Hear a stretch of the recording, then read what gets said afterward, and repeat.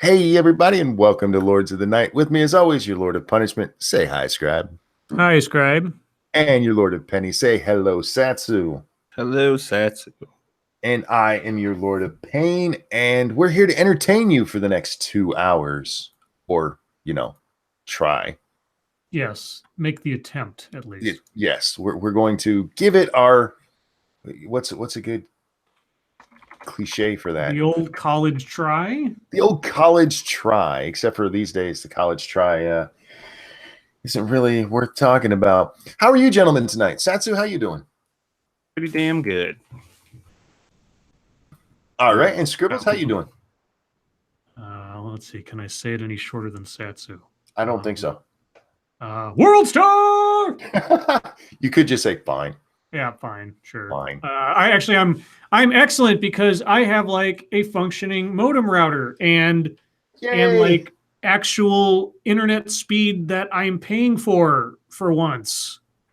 That is nice. Yes, it really is. And as long as this keeps up, I should be in good shape for quite a while.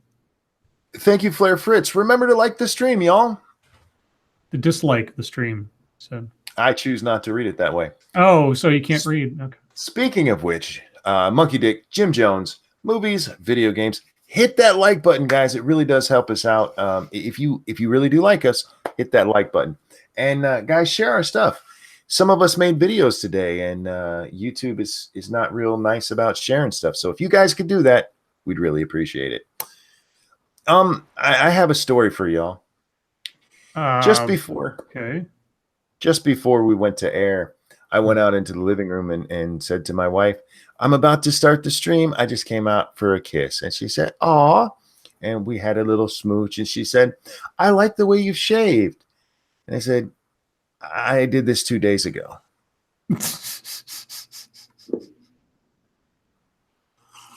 That's how often my wife looks at my face, guys. Or she does look at your face. She just has your memory.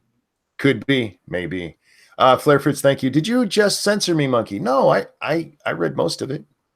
Yeah, revisionist history is what it's called. That's what it is. Yes, I revised for you. I did what Chris Saliza is supposed to do and fixed your incorrect text. Does anybody have anything else before we jump into tonight's news? No, other than a tweet that I literally just saw, but I'm gonna save this for later. Yeah, you hang on to that. Save it for later.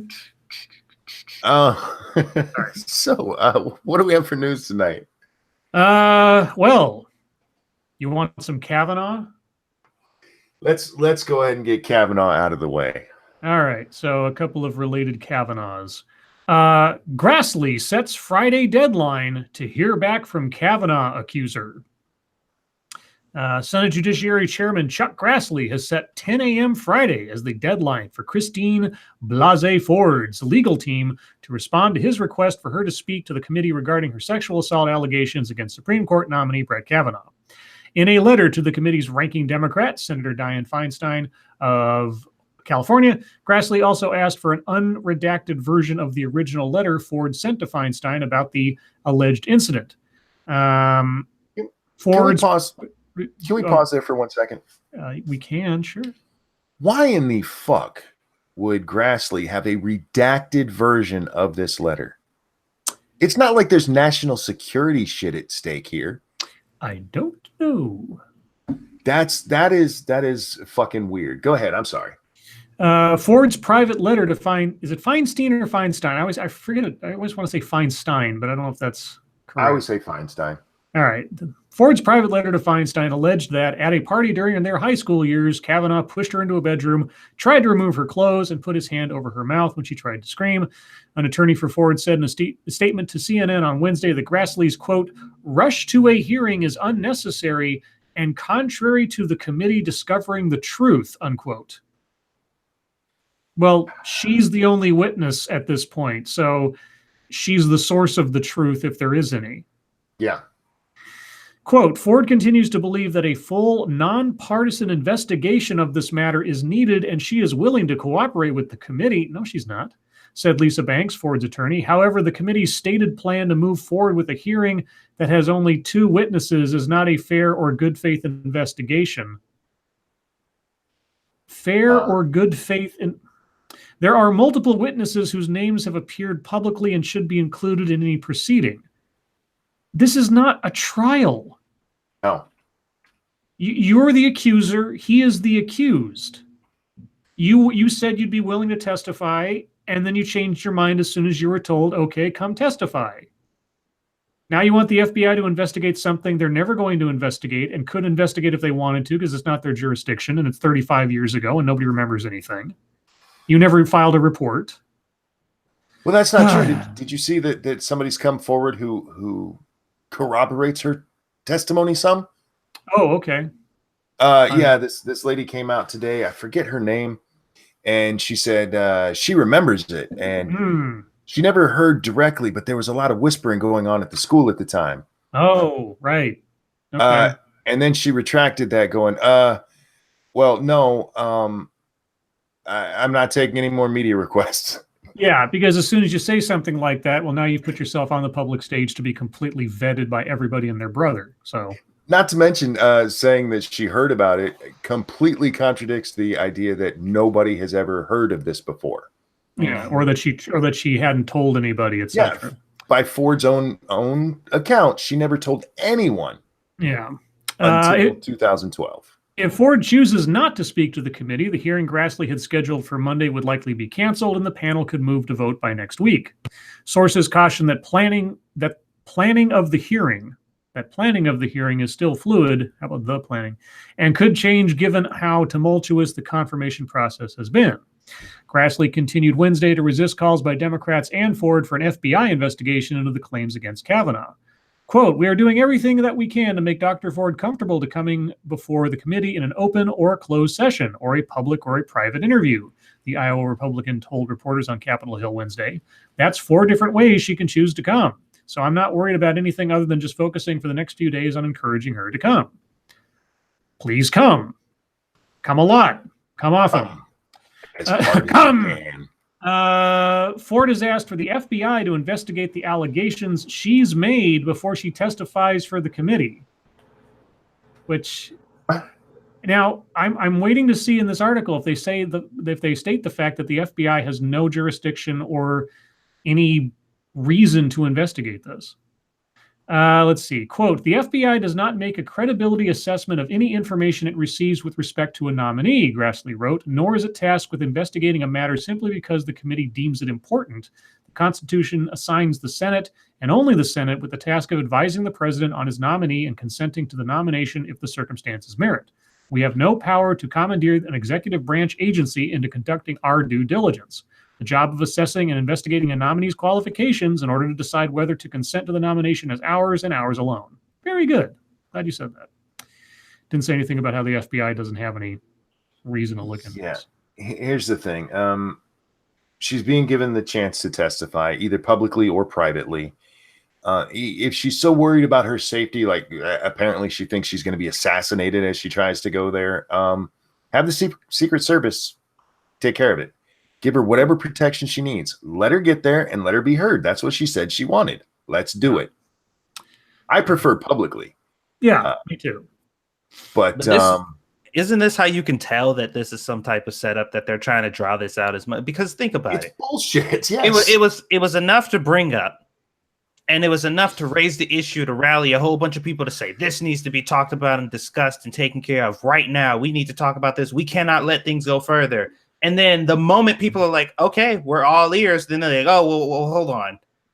First of all, we have to initiate some other thing that'll take probably weeks or months to do too, before we want to actually say so. Like, come on, bitch, stop fucking wasting people's time. Like either it was that important for you to bring up and you want to fucking deal with it now, or shut the fuck up. And again, I cannot stress enough. Fucking Feinstein sat on this since I believe the date was July 27th. Mm-hmm. That's when she got this letter. And she got the letter from Ford's congressman. I forget her name. So they had it even sooner than that. And they did nothing until a week before the confirmation. One more piece of this that kind of underscores what we're talking about. Senator Lindsey Graham of South Carolina, who is a Republican on the Judiciary Committee, said asking for an FBI investigation is trying to delay the process of confirming Kavanaugh. Quote, requiring an FBI investigation of a 36-year-old allegation without specific references to time or location before Professor Ford will appear before the Judiciary Committee is not about finding the truth, but delaying the process until after the midterm elections, he said in a statement. Ding, ding, ding. It is imperative the Judiciary Committee move forward on the Kavanaugh nomination and a committee vote be taken as soon as possible, unquote. So there you go. It's not really any different than yesterday, except that Grassley's drawn a line and just said, if we don't hear back from you to confirm that you're coming by Friday, then it's over and done with. Yeah. You can go back 2 days and find a CNN interview with one of Ford's attorneys who says she wants to testify before the hearing and they just won't have her. And then if you look at last night on CNN, you had her other attorney going, well, she wants to testify, but only after an FBI investigation. No, stop it. Either get up there and tell the story or go the fuck away, because this is bullshit. Yeah, it's pretty fucking transparent what's happening here. They not fooling nobody. Yeah. Sorry, go ahead. No, you got it. No, mine's not about this. So if you have something else. No, I had another. I was going to move on to the next story. Oh, okay, yeah. Tall person mentioned that he's still getting an error when he tries to donate to my Streamlabs. Guys, I am trying to get that fixed. Streamlabs is dragging their fucking feet. I don't know why. I'm doing the best I can. That's all. Well, this might be superfluous at this point, but the other story I had was related in what Ford's attorney has now said. Oh, go ahead. Rush to a hearing is unnecessary. An attorney for Christine Blasey Ford said Senate Judiciary Chairman Chuck Grassley is unnecessarily rushing towards a hearing by pushing for her to testify about her allegation of sexual assault against President Donald Trump's Supreme Court nominee. Ford has accused Brett. We already know that part. Quote, the rush to a hearing is unnecessary. Yeah, we were talking about this. Okay. So CNN just took parts of the story they already put out there and made it into its own story. Yeah. This is the story from last night. She was on with Anderson Cooper. Mm-hmm. And he kept trying to get her to say, and he finally did pin her down, saying, if there's no investigation, then she's not going to testify. And her lawyer basically said, yeah, she's not going to testify without it. So it's a open and shut right there. Pretty much, yeah. Unless they change their mind again. Yeah, so this was a total waste of time. Yeah, it's just a allegation without corroboration. The end. I mean, it's going to end up as a footnote in the grand scheme of things, unless something else happens. They're going to vote on him. They're going to confirm him, and then the next big thing, and nobody's going to give a shit.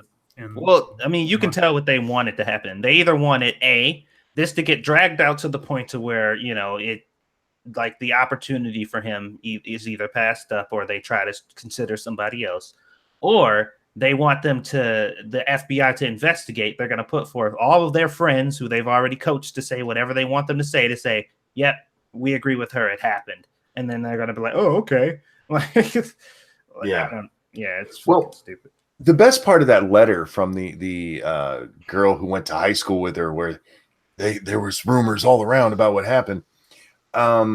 She tells a story about, I think his name is Mark Judge. He's the other guy that was in the room, supposedly. And she tells this story about how Mark got so drunk that he forgot to show up to take her to junior prom. I'm like, yeah, you don't have an axe to grind, you silly bitch. You did not hear about this. Stop it, you lying twat. Let's see. Well, in other news, there was a shooting in Wisconsin today. I saw the headline, yeah. 3 people were seriously wounded Wednesday morning when a coworker opened fire at a software firm in a small Wisconsin city. The gunman, who was critically injured during an exchange of gunfire with law enforcement officers, died later at a hospital. The motive for the shooting, which unfolded in an office complex housing several businesses, is unclear.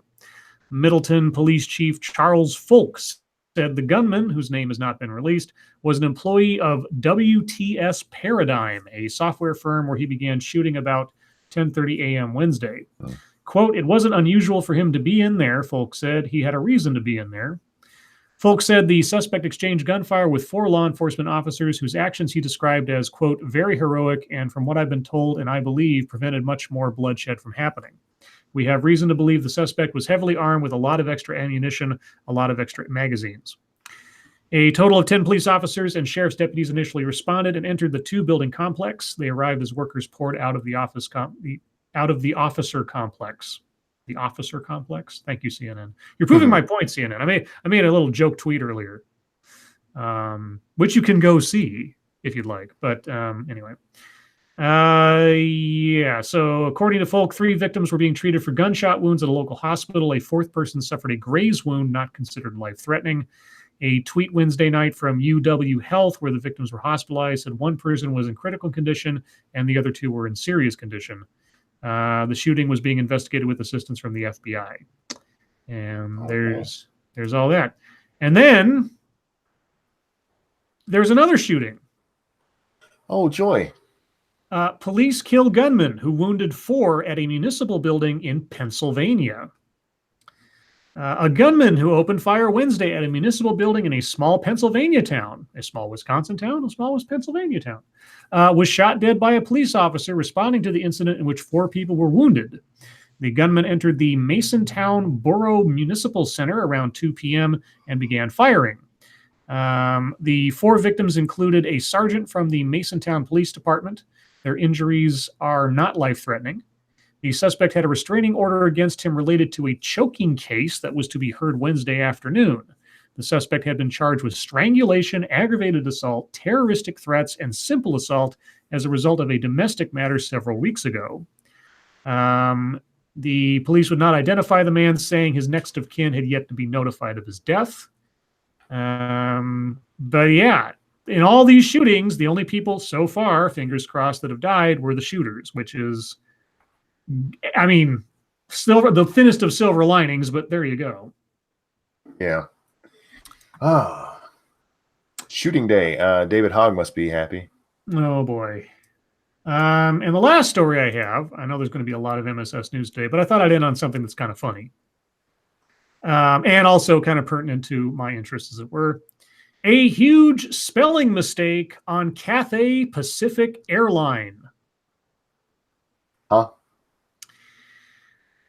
Sometimes a massive typo is right in front of your eyes and you can't see it. For Hong Kong-based airline Cathay Pacific, it was between the 2 eyes on the livery of its...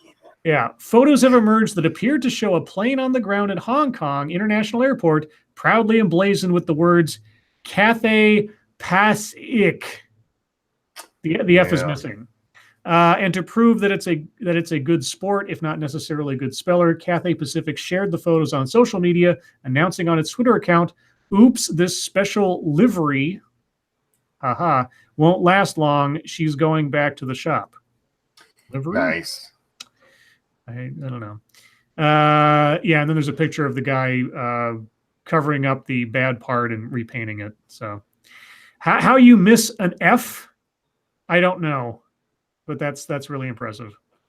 Yeah, as you're painting that, I mean... Yeah, you'd think you'd have it like all kind of laid out. And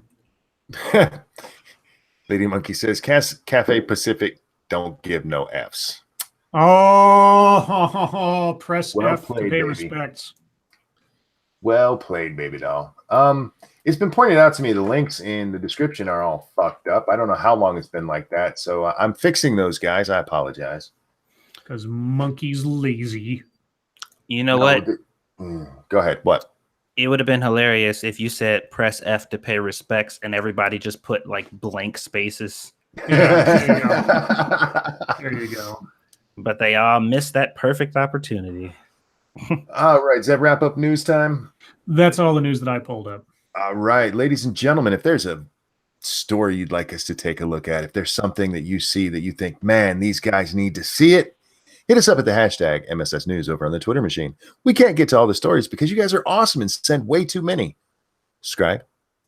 Yes, and remember, your story, or at least the one you pick out, may end up angering Monkey so much he makes a video about it. Yeah, this is true. It wouldn't be the first time. Let's see. What is this? Oh, okay. Kavanaugh ex-classmate denies being at a party and sexual assault. Okay, well, we already kind of knew that. That was from Judge Death. Let's see. What's this? Okay, Jack Cochran's in this one. The motherfucking Jack Cochran. Watch. Oh, and now I have to pay to read this article. Is that it? No? Okay. Watch University of Colorado's mascot shoot himself in the worst place imaginable. Like, shoot. I don't know. Chip the Buffalo is hard as nails. Okay. Colorado's mascot produced a self-inflicted wound during the school's game against the University of New Hampshire last Saturday when old Chip accidentally shot himself in the groin region. Okay. I think he had one of those T-shirt shooters. Oh. I think. They just show a video, and I don't really have.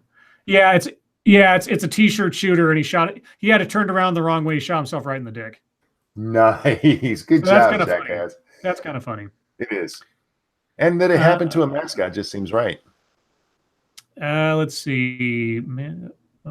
Okay, this one comes from senior staff reporter and chief Florida correspondent Colleen Bernier. Man does yard work naked. Neighbors complain. Cops say it's legal. Wait, that's dangerous, though. He's going to kick up a rock and hurt his junk. Yeah, or shoot himself in the junk with a T-shirt. A Florida man who has been doing his yard work in the nude has his neighbors upset because apparently they've forgotten they live in Florida and that this is probably the least terrible bad thing that could happen near their homes. There aren't any Scientologists kidnapping children for a galactic slave army or bath salt-addled demon hobos chowing down on faces. I can't believe I just read that sentence. I can't believe you just read that sentence. That is an amazing string of words I just read out of this article. Yeah. There aren't even any giant lizards hanging out in a backyard because they smell small children they want to eat. And this is a link to a story. Fuck. The only snake terrorizing the neighborhood is attached to this guy. Consider yourselves lucky, people. Oh, this is amazing. Rob Fox at Rare News sure knows how to string a sentence together. The residents of the Stuart, Florida neighborhood say the man regularly does yard work and walks around his property in the nude, and that they're not too happy the part of their neighbor's body most resembling the state they live in is on full display. Oh, as he works on his car and pulls weeds. I like Rob Fox. You have my vote for most entertaining writer I've seen today. Several neighbors have called the police on the man, but according to the law in that area, because the man is on his own property and is pulling weeds rather than himself, everything is legal. That is beautiful. Okay. Rob Fox is my new favorite journalist, as it were, or blogger, whatever you want to call it. No, Heinz Ketchup. I'm not going to read that thing because you're not actually a story. You're just an ad. Colleen Bernier sent us the T-shirt shooting buffalo as well. Okay, real quick. The links in the description should be updated, guys. Sorry about that. Let's see. This one comes from 619 Nerd, or Jesse Green, as we might know him better. Great-grandmother kills 12-foot alligator with one shot. She thinks it ate her miniature horse. Huh. A Texas woman, after I get rid of this ad, a Texas woman says she shot and killed a 12-foot-long, 580-pound alligator at her ranch Monday, and that she suspects the massive animal ate her miniature horse. Even before she shot the alligator, Judy Cochran. Judy Cochran. Is that Jack Cochran's like grandma or something? That'd be hilarious. Was having a memorable 2018. In May, she became the mayor of Livingston, Texas, and earlier in September, she became a great-grandmother. Now she's telling the story of her memorable hunt. She killed the gator with one shot, plans to eat the meat, and hopes to display the gator's humongous head in her office. She said she doesn't think of herself as a hunter, and she doesn't want to seem like she's bragging about the harvest, but she's been looking for this gator for some time. A miniature horse of hers went missing about 3 years ago, and the animal's remains were never found. Quote, so we suspected a gator. It would have to be a big gator, she said. Since then, multiple alligators have been found on her property, which includes several miles of riverfront, but it wasn't until Monday that an animal large enough was located. So has she been on the hunt ever since? I don't know. Okay. She killed it. She immediately, after she shot the animal, it was immediately taken to a taxidermist. She said the resources from the alligator are being put to good use. The hide is being made into boots, and its meat will be eaten. So, All right. There you go. Moving on. I would like to announce the Ranting Monkey Missing Miniature Horse Foundation. If you'd like to donate to that, there's a little dollar sign in the bottom of the corner. So is this an evolution of your midget obsession? It is. I like all things small. So monkey wants to fuck a tiny horse now. Okay. I don't want to fuck a tiny horse, but I'd let it lick my balls. I would not let a horse lick my balls. I'm just kidding, guys. I got to say that these days because we've had way too many animal sex stories that we've covered on this show. So anyhow, you were saying. Okay, I'm moving on. This one comes from Frosted Glass. Horse ball licking aside. Bombshell. Ellison's accuser releases medical records documenting alleged abuse. Reveals how Democrats have treated her. Karen Monahan, the woman who claims that Democratic Representative Keith Ellison of Minnesota abused her while the two were in a relationship, released what appears to be medical records on Wednesday that show she told her physician in 2017 that Ellison had physically and emotionally abused her and that she was afraid to speak up because she feared retribution.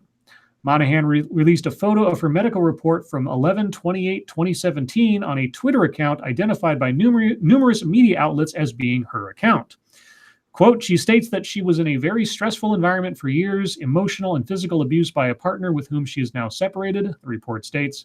She identifies the individual she was involved with as Congressman Ellison, and she is worried about retribution if she identifies him publicly. The Free Beacon notes that Monahan claims that Ellison abused her as recently as 2016, and that, quote, she agreed to sit down with investigators to discuss Ellison's abuse, but he declined a meeting with her. Wait, if the most recent abuse was 2016 and the report is from November of 2017, what more needs done? I'm confused. Now, I haven't been following the Ellison thing very closely. Yeah. I know there's an accusation and that it's not getting the same attention as Kavanaugh's accusation. I don't know the merits of the accusation any more than I know Kavanaugh's, but yeah, it is weird. I mean,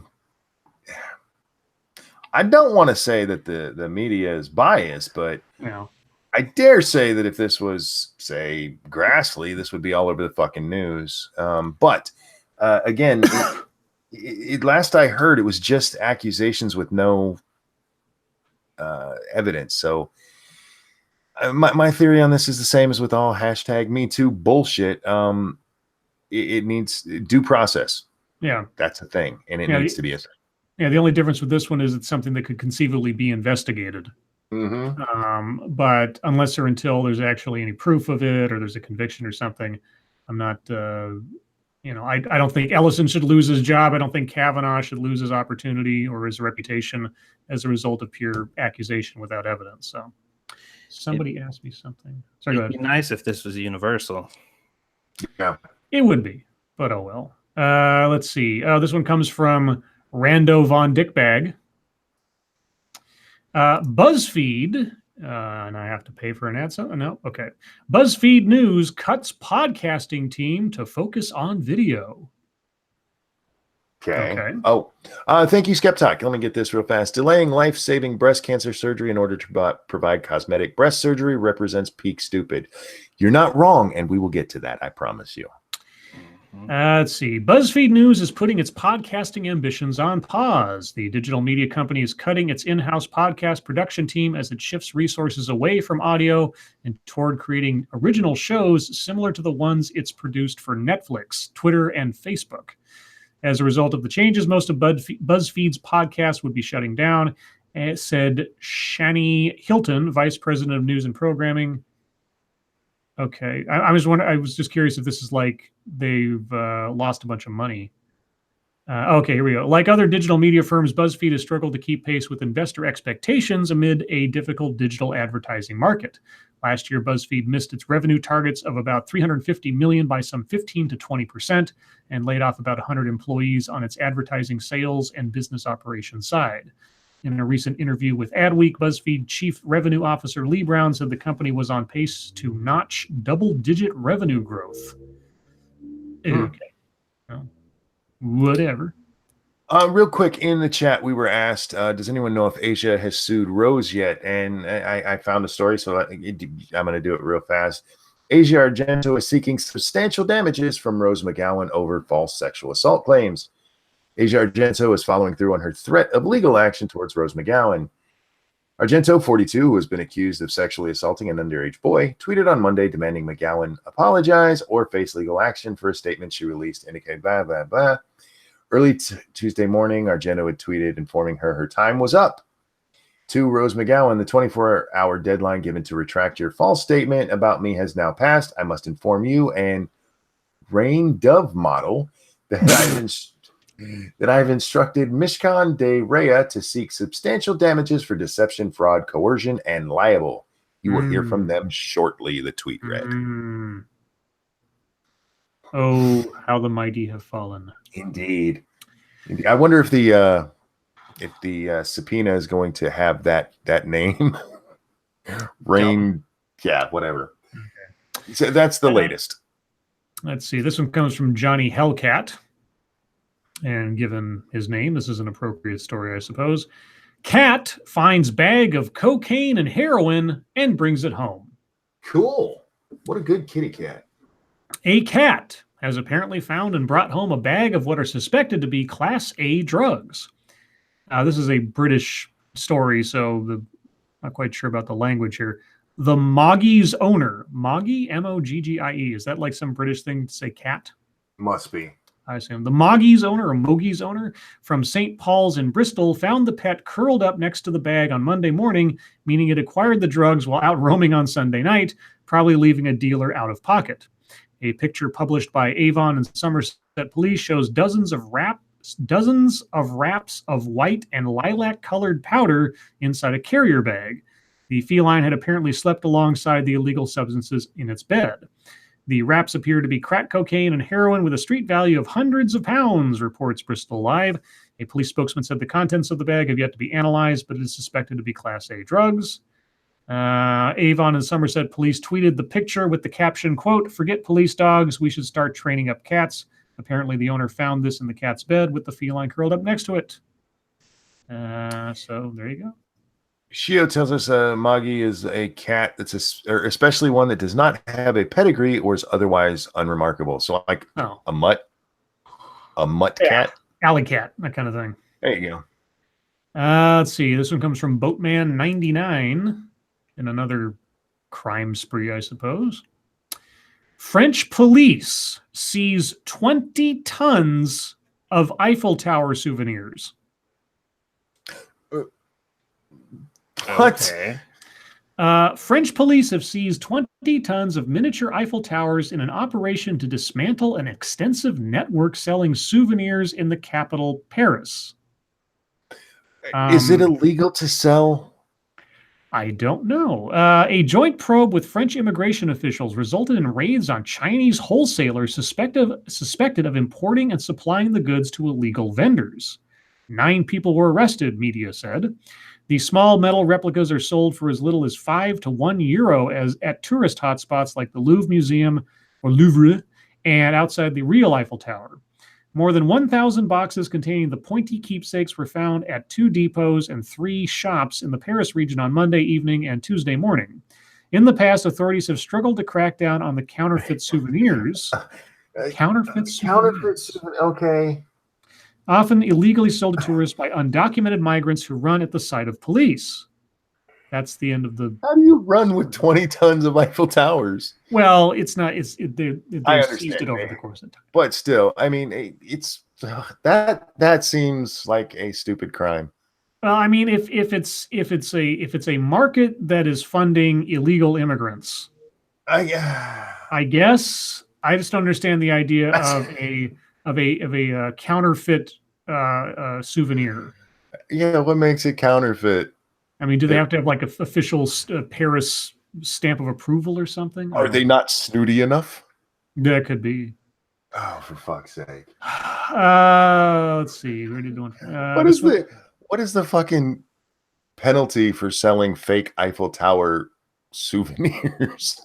I presume This fine. amuses me. It really does. Okay, I'm sorry. Maybe they take away their wine and cheese for a day. Oh my God. This one comes from Captain Brambles. Gold miners find stunningly preserved Ice Age wolf pup. And by the picture, that is a very well preserved dead dog. Because like all the furs there, it looks like, save for the fact that it's obviously mummified, it's a dog. 2 stunningly preserved Ice Age mammals were unearthed by gold miners in northwest Canada and unveiled at a ceremony on Thursday.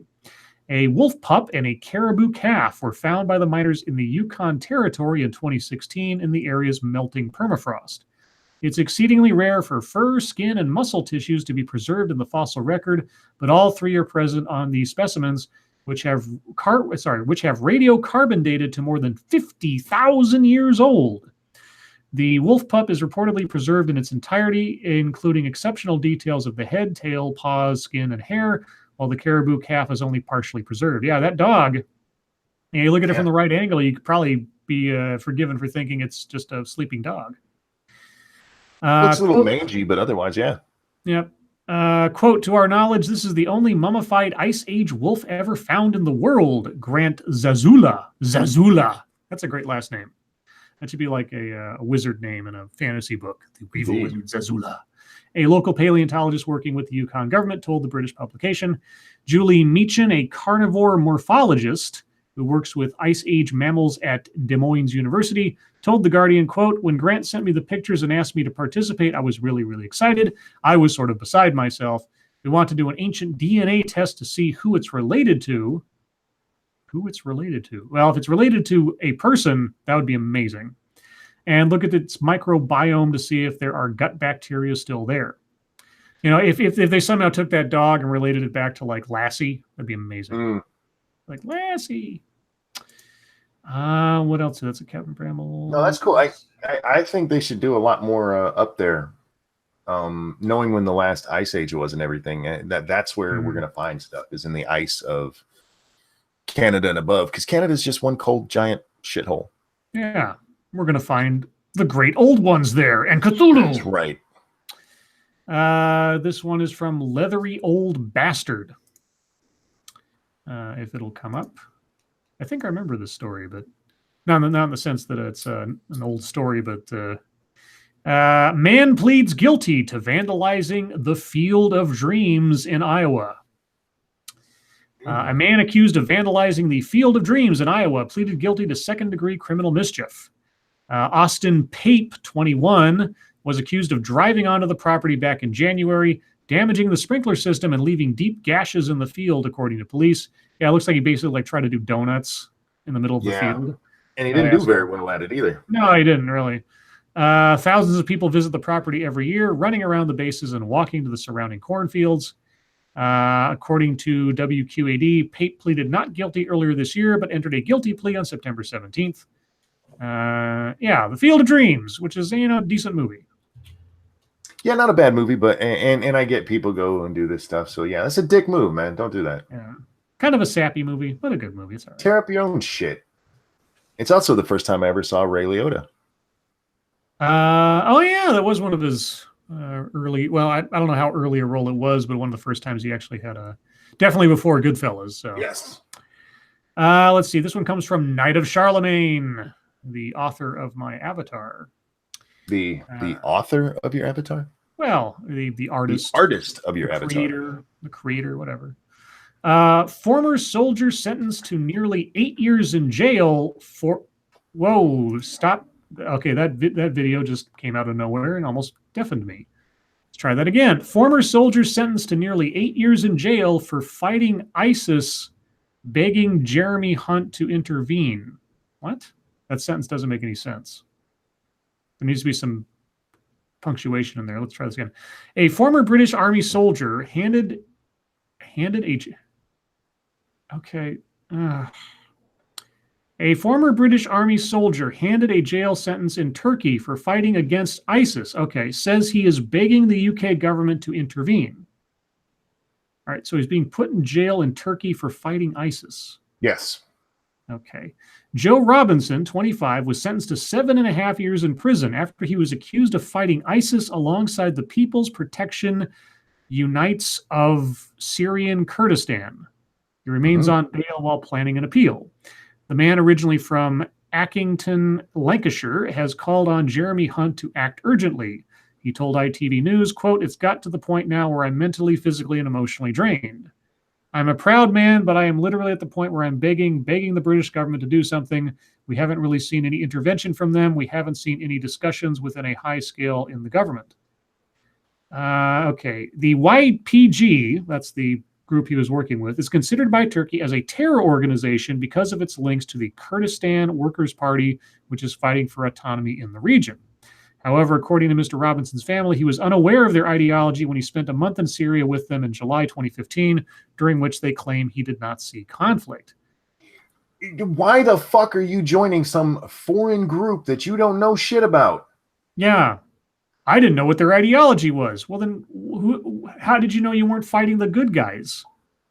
How the fuck did you know they weren't an arm of ISIS, you idiot? Now, look, does he deserve 7 years in prison? I don't know. That's for other people to say. But for fuck's sake, I didn't know what I was doing. It's not a fucking defense. Well, I mean, if somebody here was stupidly aiding and abetting a terrorist organization that we classified a terrorist organization, like that girl that went off to join her boyfriend and join ISIS, like last year or whatever, and she worked for the government or something, and she might have revealed secrets or something. Yeah, I mean, I could see how this guy would get in a lot of trouble for doing that, especially if he's an idiot enough to go over and not know what he's doing. I'm not quite sure how to classify this, though. That's just all sorts of bizarre. It's a classic example of a dumb ideological person who's just like, I'm going to go fight for something, but I'm not going to look into whatever it is I'm fighting for. They'll tell me it's good and I'll believe it. Real quick, thank you, Inedible Trout. My girlfriend asked me to stop impersonating a flamingo. I had to put my foot down. Wah, wah. Oh, I love jokes like that. I really, really do. Real quick, I don't know enough about what's going on over there to know whose side is good or bad or what. But guys, if you're going to fight anywhere, make sure you know what the hell you're doing. Or join an actual military organization. Join the army, something. Yeah, don't go off trying to be a soldier of fortune. That's not a good idea. I'll read this one that we didn't get to yesterday, and then if we still have time, I'll roll back up to see if we get something else. But anyway, this one comes from Mr. L. Vagabond, and this is the Anne Hathaway story, which I'm still not completely clear on. It's going to play a video in my ear, isn't it? No? Yeah, you are. Okay. Anne Hathaway denounces white privilege in awards speech. This was from a couple of days ago, but I don't know all the details myself. Actress Anne Hathaway told an audience Saturday night that she's been frightened by the hatred of LGBT people that bigots spew, but a speech by former President Joe Biden went a long way to restoring her faith. Okay. Quote, "I really needed this," Hathaway said as she accepted the National Equality Award at the Human Rights Campaign's national dinner. Quote, "I think I'm probably walking around like most people right now. I'm pretty shell-shocked by what I see every day, what I hear every day, and I really don't like to admit this, but I get scared." Okay. Hathaway said she felt better after hearing speeches from Biden and HRC President Chad Griffin, who spoke earlier in the evening. "You guys just gave me my heart back," Hathaway gushed. Then speaking to the ladies, gentlemen, and gentle them in the crowd. Oh, Jesus. Gentle them. Fuck off. Hathaway denounced white, straight, and cisgender privilege. Quote, "It is important to acknowledge, with the exception of being a cisgender male, everything about how I was born has put me at the current center of a damaging and widely accepted myth," she said. "That myth is that gayness orbits around straightness, transgender orbits around cisgender, and that all races orbit around whiteness." The fuck is she talking about? Well, I'll grant you that those are all myths, because it's all bullshit, I guess. I'm not quite sure where she's coming from. Hathaway explained that it was when she spent time with the LGBTQ community. What, all of it? Yeah, they all got together to hang out with her. Yeah, every single one of them. Her older brother is gay. She learned to reject this myth. Quote, I appreciate this community because together we are not going to just question this myth, we are going to destroy it. Let's tear this world apart and build a better one. I'm really confused as to what she's saying here. I'm gonna go. I think. Okay. Oh God. I'm gonna go back up. I'm gonna try this one more time, just because I don't know where she's going with this. Quote: It is important to acknowledge, with the exception of being a cisgender male, everything about how I was born has put me at the current center of a damaging and widely accepted myth. That myth is that gayness orbits around straightness. I guess I need to know what orbits around. What she's saying is that in society, we hold straight as the norm, and orbiting it on the outside of it is where gay people are, and whiteness is the center, and people of color are on the outside. That's what she's saying. Okay, so those are myths. Yes, she's saying they're myths. She believes that that's what society thinks, but she thinks they're myths. It shouldn't be that way. Oh, okay. Yeah. I thought she was very poorly. Yeah, I thought she was denouncing the idea that. Yeah, okay. Now I'm confusing myself. All right. Anyway, Anne Hathaway, just act somewhere. Don't get into politics, please. Just whatever. Let me help you. No, stop it. Thank you, Johnny Hellcat. So she wants to be Bane, basically. Yes. Tear down society and rebuild it. I do have one story I want to get to before we move on. Sure. This one comes to us from Alyssa. Grindr's new campaign addresses its discrimination problem. The Grindr, the dating app? Yes. Oh, okay. Grindr has finally listened to users who faced discrimination on the app and introduced a new campaign and updated community guidelines to address the issue. After mysteriously teasing Kinder last month, Grindr unveiled the campaign by releasing the first video of a 5-part series. Episode 1 addresses sexual racism and sexual racism. What? And features various Grindr users talking about their experience with racism while using the app. Sexual? Oh, is that where like I prefer this type of or like you like white girls. I'm not attracted to people of this skin color, therefore because I'm not attracted to them, therefore I'm a sexual racist, that kind of thing. Indeed, yes. Okay, all right. Real quick, thank you, Inedible Trout. My dad never loved me as a child. I can't really blame him. I wasn't born until he was an adult. Oh my God. That one made me think for a second. Well played. I think hard. Yes, I said Kinder. Is it Kinder? I don't know. It's Kind R. Okay, whatever. What is Kind R? Kinder. I'm guessing. I don't fucking know. I know, but what is this? It's an app, I assume, but what is it? I'm guessing. You know? It's something that they made fun of. Grindr made fun of. Oh, okay. Anyway, future episodes will discuss body shaming, transphobia, HIV stigma, and femme shaming. Okay. In a statement, Grindr spokesman Layden Zumwalt addressed the company's role in a broader conversation amongst the LGBTQ community. Conversation. Sure. Sexual racism, transphobia, fat and femme shaming, and further forms of othering, such as stigmatization of HIV positive individuals, are pervasive problems in the LGBTQ community. These community issues get brought onto our platform, and as a leader in the gay dating space, Grindr has a responsibility to not only protect our users, but also to set the standard for the broader community that we serve. So if you guys didn't get that, if you don't want to date somebody with HIV, you're a racist. You're a HIV racist. Yeah. Anyway, Jesus fuck. That is interesting. That is fucking retarded. So yes, they're gonna have all these videos. and they're going to make people fuck people with HIV. Yes. There's other parts of this. There was a paragraph I skipped where they tell you that they're putting in place things to stop people from like HIV shaming. You're not going to be able, like, if you say I don't in your profile, I don't want anybody with HIV, they're going to kick you off. Wow. Oh no. And they're also going to so are they going to take away the preference part of the app where they're just like, you don't get to pick who you want to be within this app. We'll select them for you, and if you deny this person for any reason, then we'll kick you off because we're here for inclusivity. Well, that, you know what? That'll be good for all the people who can't seem to get a date. That'll be good for them. Yeah.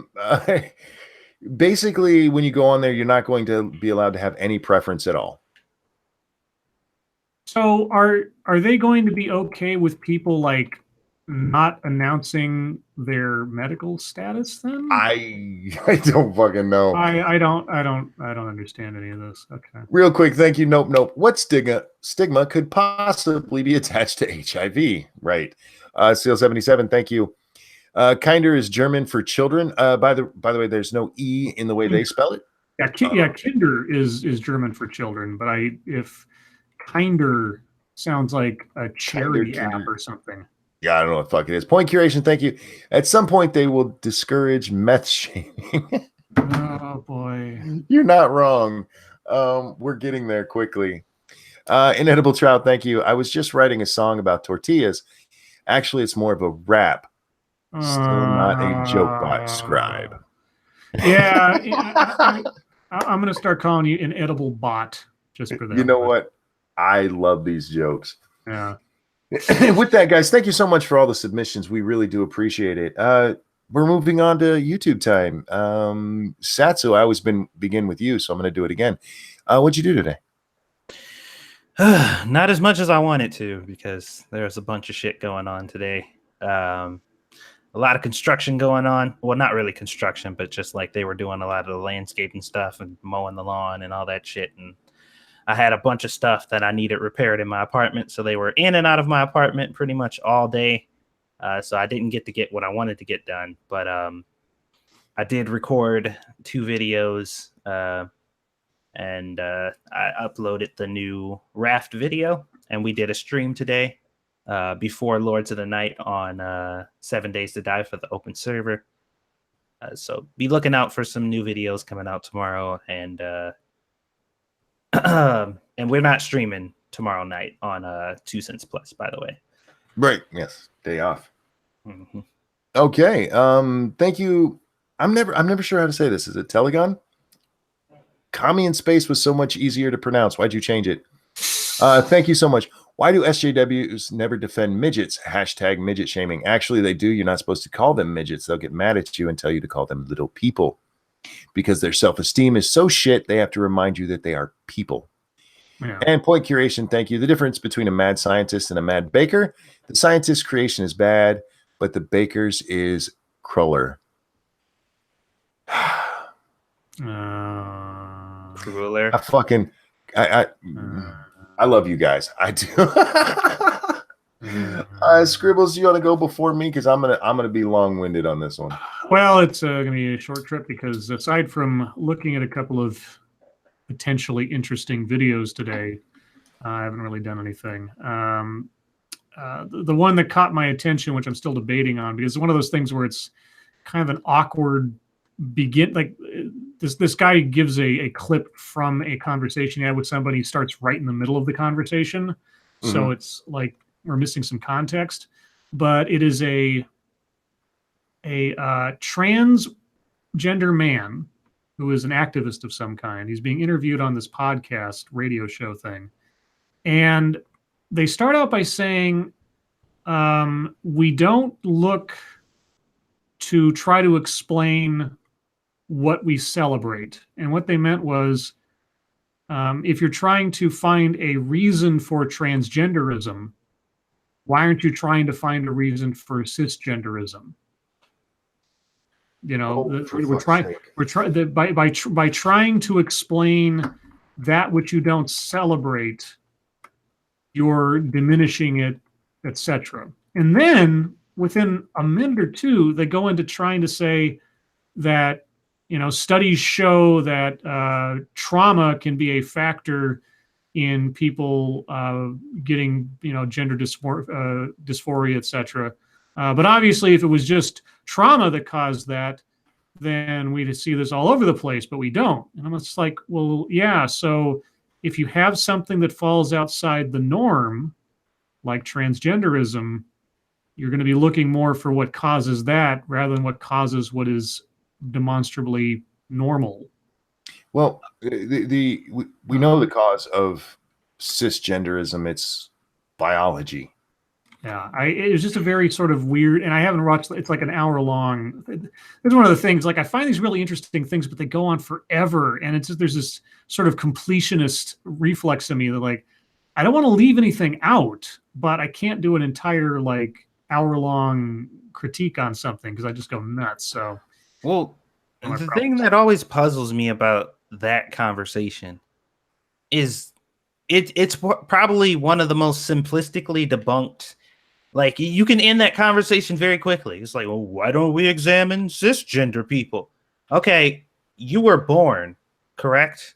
Yeah. How did you get here? What was the process that took place? Two people fucked and you were born, right? Okay, that's why. Because in order for you to exist, that needs to happen. So there's no need to question it because life is literally brought into this world through that process. You wouldn't be able to be alive to ponder such a fucking moronic thing if that didn't take place. So there's no need to question it. Fucking idiot. Real quick, no, thank you. So Weibo is actually little people? Yes, she is. Well, so I just need to have Satsu write me a script and I'll be done. And Inedible Trout, thank you so much. My granddad got his tongue shot off in the war, but he doesn't talk about it. It's like, the kind of jokes I like. That's fucking awesome. Was there anything else you were working on? No, like always, I have all these potentials sitting in my watch later list and a couple of folders on my desktop, but it really, like I said, like Satsu and I have talked about, it's one of those things where like my tolerance has been raised up so high, something really needs to grab me, and we'll see. Plus, I was busy setting up my router today, so that kind of took some of my attention too. As your Phoenix says, Satsu rants, I like it. He's channeling his inner monkey. We've talked about that before. He does it from time to time. I made a video today, guys. Yes, you did. It's the one I've been talking about for a while, and I'm telling you, that fucking ice cream story, man, it bothered me. It really fucking did. If you guys haven't watched the video, I'm going to spoil it for you. You should watch it anyway because it's a good video. But we discussed the other day a story from the University of Wisconsin where students are protesting oppressive ice cream because the ice cream is made with beef gelatin, and there's certain people who won't eat it. Muslims, Buddhists, Hindus, vegans, vegetarians. I forget who else they name. And that's fucking stupid. If you're in college, you've made the choice to be those things. You're an adult now. You can change whatever you want to eat whatever fucking ice cream you enjoy. If your religion means that much to you, or your veganism means that much to you, don't eat the shit. But as I was getting ready to make this morning, because I told you guys I was going to make this, I'd planned on making this, but then I was on Twitter this morning, and I'm actually going to ruin some of the fucketry because I had to talk about them in the video. One of them was the Bert and Ernie thing. By the way, the guy who said that Bert and Ernie were gay has come out and clarified his statement. I don't know if you guys know this, but he backtracked and said that he was it was actually taken out of context. How do you take that out of context? Well, they were misinterpreted. That's the word he actually uses. Okay. Sesame Street writer Mark Saltzman says his comments that he wrote Bert and Ernie as a gay couple based on his own same-sex relationship were misinterpreted. As a writer, you just bring what you know to your work, he told the New York Times on Tuesday.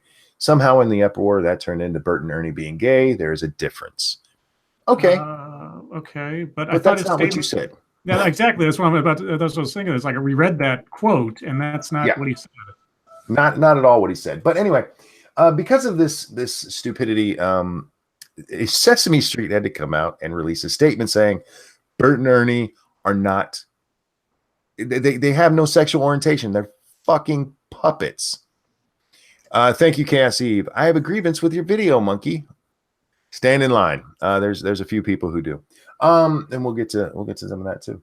But because of that, this lady wrote in response to the Sesame Street tweet. So puppets can have all the characteristics of humans except for a loving relationship. Oh, Jesus. To which somebody else replied, they don't have dicks.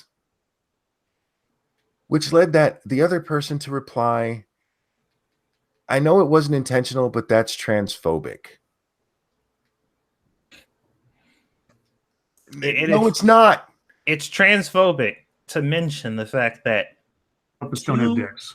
Two objects made of cloth don't have penises. Yeah. Don't have genitalia, and that's transphobic. Transphobic gay puppets, y'all. And the reason for saying it was transphobic is because you don't have to have a penis to be a man. And you don't, and to love another man in that way. This person eventually did back down when somebody pointed out that that's not that the statement wasn't transphobic. But that initial reaction, I mean, that we get that so often from people. Just lashing out was stupid. There was nothing transphobic about they don't have dicks. Yeah. They're not romantic. They're puppets. They're not puppets. In a relationship. They're puppets. They're best friends. They're fictional characters who are best friends. Yeah. You want to read something more into that? You're more than happy to do so. Go ahead. You're more than free to make up whatever extra, expanded universe fan fiction you want to make up for them. But just remember, it's you and not reality. Just, oh my God. Somebody got mad at me because I mentioned that the puppets on the show are toddlers themselves. Okay. There's no official age given to Bert and Ernie. There's very few puppets where they give a specific age. Well, I mean, they're portrayed like guys who have their own apartment. They're not like children. They don't go gaga goo goo or nothing. The closest we've ever got to an age for these is somebody who played Bert in one of the live Sesame Street shows, who said they played him as 6 or 7 because that's how old Bert is. Okay. Yes, they show him doing jobs, but they do that with like SpongeBob is obviously still a child, but he has his own place and is getting his driver's license. And there's times when there's artistic license used in children's fiction. You're still talking about fucking puppets. I always kind of thought of Bert and Ernie as just sort of like simple adults, for lack of a better phrase. That's as close as I could get to it. Not that I really can even get that, but we're still talking about a children's show. Yeah, we're talking about children, so we're talking about fictional characters. It's not a sexual issue. It's not a political issue. It's just people. I don't even understand it. I mean, of all the things to try to politicize or identity politicize. Oh, there's a reason. Well, I'm sure there is. Well, we could probably guess what the reason is, but what I found interesting about this whole thing was actually looking, because I sifted through all the bullshit and was looking at some of the comments of people's interpretation of the characters, and so many people's interpretation of them were so wildly different. Like some people, it's like, I thought they were brothers. I thought they were cousins. I thought they were roommates. Some people's like, I assumed that it might be that way. They might be gay because they've been living together so long. It was just like so many different things. And I'm just like, but there's no problem with that. Like a lot of people who are displaying their arguments was saying like, you're taking this away from people. It's like, no, because the fact of the matter is, no matter how long you've been watching this, whatever your interpretation was still did not defeat whatever the reality was. The reality of the situation still existed and still does, despite your interpretation. Like, they still are whatever the creator says that they are, and they have been this whole time. And just because you found out that reality, that doesn't stop you from being able to interpret them however the fuck you want. You can do that. But they're just like, you've ruined the dreams of thousands of little boys trying to. I'm like, what? Are you fucking serious? Real quick, but this was quite a while ago. Thank you, Gregory Hurst. Confirmed transsexuals are Muppets. That's not nice. That's not nice. The as bad as those two were, the other one I covered in there, it legitimately pissed me off when I read it this morning. A guy wrote on Twitter, this is somebody who lives in the UK, and this confirms the NHS, their National Health Service. He said trans patients were called last week and informed their long-awaited top surgery had been canceled to let more cancer mastectomies happen. It's not their responsibility. Our surgery is not cosmetic. Transgender wait times are fatal, and I #won't die waiting. First, I want to point out a couple of people got mad at me because I made jokes about getting tits. And they're like, well, if it was mastectomies, that these are people who are getting their boobs removed. He didn't say it. He said top surgery. That's both. So can that shit and pay attention. More importantly, this is an asshole who's saying getting boobs or having healthy flesh removed is more important than getting cancer out of somebody's body. That was the first thing I saw when I read that, because like, I won't die waiting. I'm like, but they will. Right. No, you won't fucking die waiting. They literally will. Like, yeah, you won't die. Like, I know you were saying that as like this defiant stance, like, I won't die waiting. Like no, what you said is an actual fact. You won't die waiting, but they will. Like, they actually literally will die if they wait. Like, come on, dude. And comparing something to somebody dying from something that is plaguing their body to what the comparison was them taking their own lives. I'm like, what? Come on, dude. Like, well, if they don't get it, they're gonna kill themselves. But you know, that thing plaguing their body that they can't do nothing about. Fuck them. They can wait. We're gonna kill ourselves though if this doesn't happen for us. Like, well, fucking do it. I know that sounds fucked up, but fuck you. Like, I don't give a shit. Before we get too far away from it, Circus Zero, thank you. Bert and Ernie are not gay. They are incels. God damn it. Oh, Jesus. And Jedi Ghost Bear, thank you. The only annoying thing to me about Bert and Ernie is the implication that there is no way that a person can have a friends without a relationship. Yeah. The sexualization of those puppets is stupid on so many levels. It's kind of creepy, honestly. This one here, I fully admit and understand that there is a problem with attempted suicide in the trans community, both pre and post-op. That is a mental health issue. That is not a surgical issue. And when it comes to, I feel like my boobs don't belong on me versus these boobs are literally eating my body and going to kill me, the second one goes first, period. I cannot imagine. My mom died of cancer. It wasn't breast cancer, but I've been there, and I cannot imagine a child being told, I'm sorry, your mom died because that dude needed boobs. Nope, he said he was upset they had to wait 18 months for it, only to be told they have to wait another 18 months because they weren't allowed to do those surgeries anymore. That's not what he said. Yeah, that's their long-awaited top surgery had been canceled to let more cancer mastectomies happen. Those are his words. Yeah, literally, they couldn't have their top surgery because cancer was being given precedent. Oh my God. Yeah, which makes no sense, because if that was the argument that he was making, then he should have just said that. And if it's one of those things where it's like, oh, it's hidden like deep into the article, you have to actually read it after you get past the reactionary headline or the clickbaity headline, then that's his fault for being misleading, because that wasn't the reason. If the reason was they had waited all that time and then it got extended and they were disappointed, then anybody could be able to understand that. But if when you say something like that and you like because of those damn cancer patients, like what? Then that's totally different. Because what the fuck does people dying from cancer have to do with No, you I having to don't- wait for that?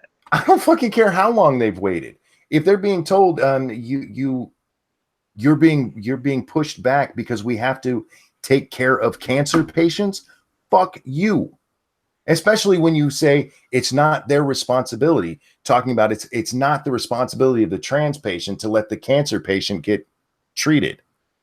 Because that's what he's fucking saying right there. Yeah, the way it was framed, regardless of what the intent was, especially if that was the intent, yeah,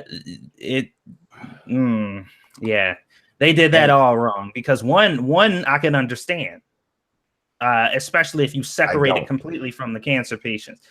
No, I'm just saying, like, under the concept of being told that you have to wait after you have already been told you had to wait for X period of time is annoying just in general. Like, regardless of whatever the reason is, getting that news would be annoying. And writing an article about people being annoyed that they were told they had to wait X amount of time just to find out that they have to double that. You know, I get that. That's fine. And I'm removing whatever the reason for it is, because that would have been a reasonable article to write. But to tie it to the cancer patients like it's somehow their fault is just fucking stupid.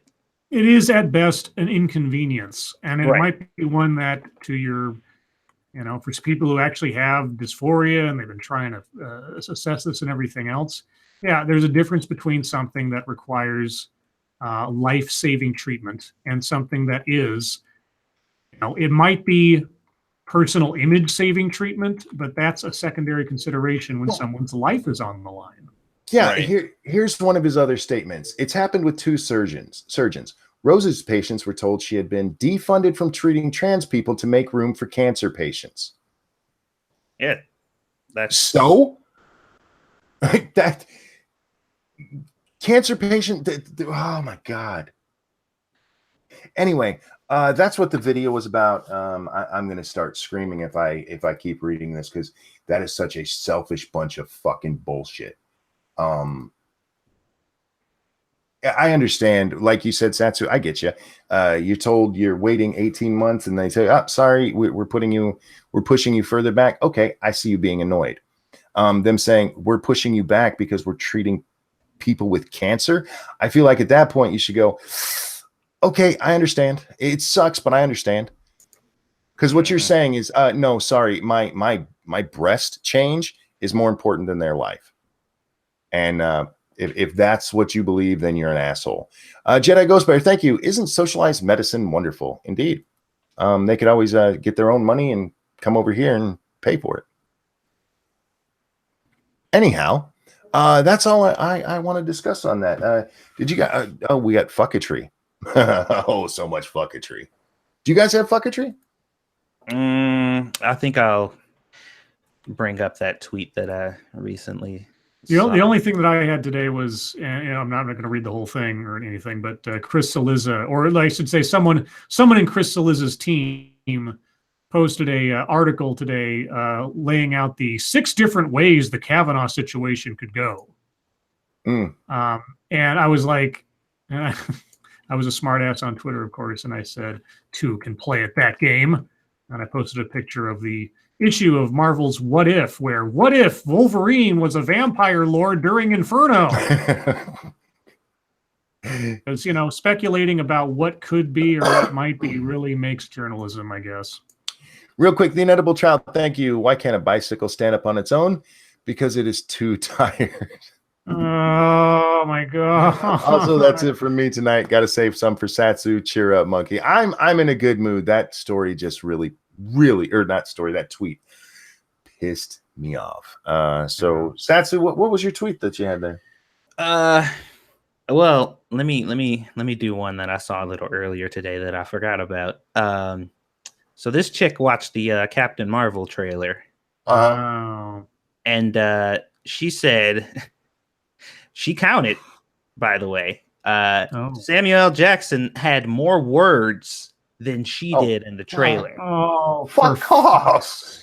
And, you mean they're trying to conceal the plot line a little bit? Dear God. Yeah. And she said, that's pretty unacceptable.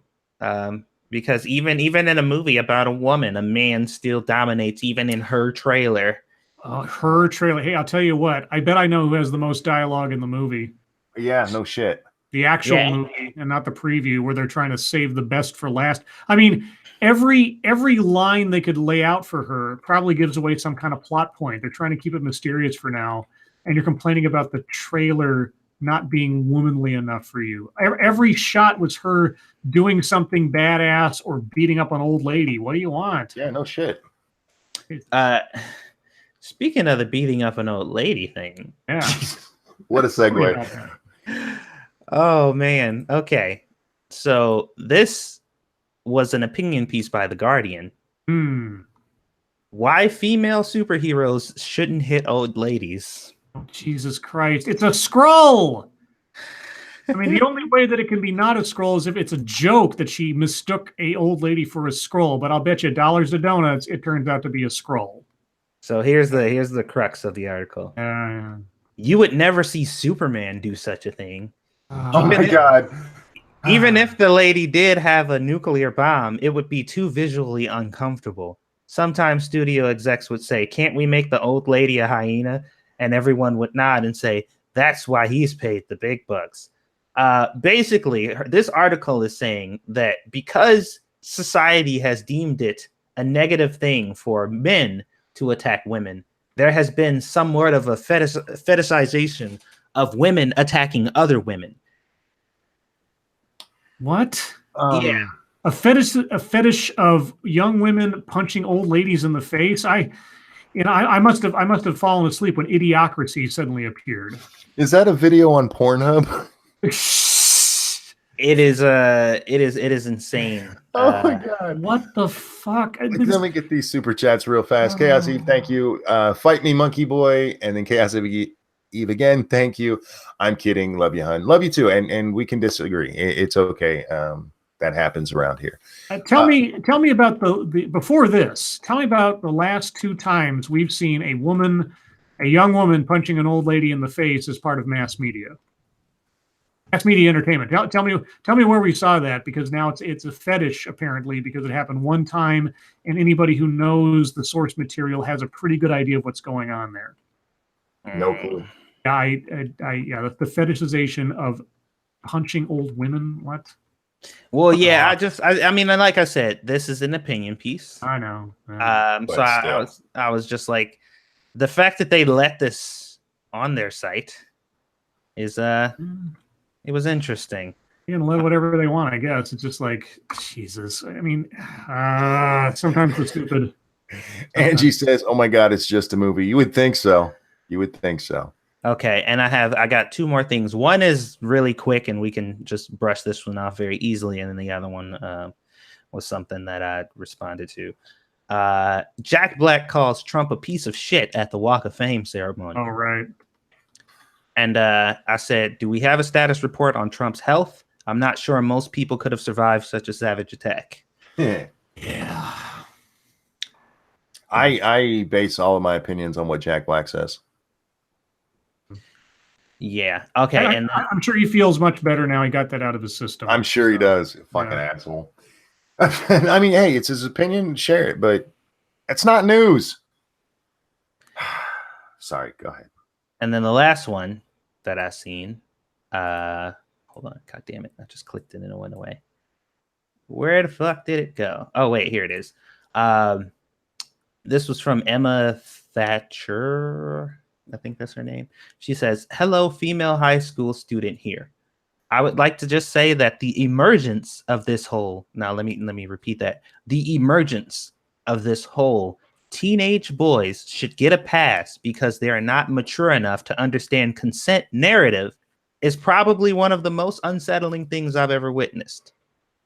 Nobody has suggested that. The fuck are you talking about? Yeah. And now, immediately, I was just like,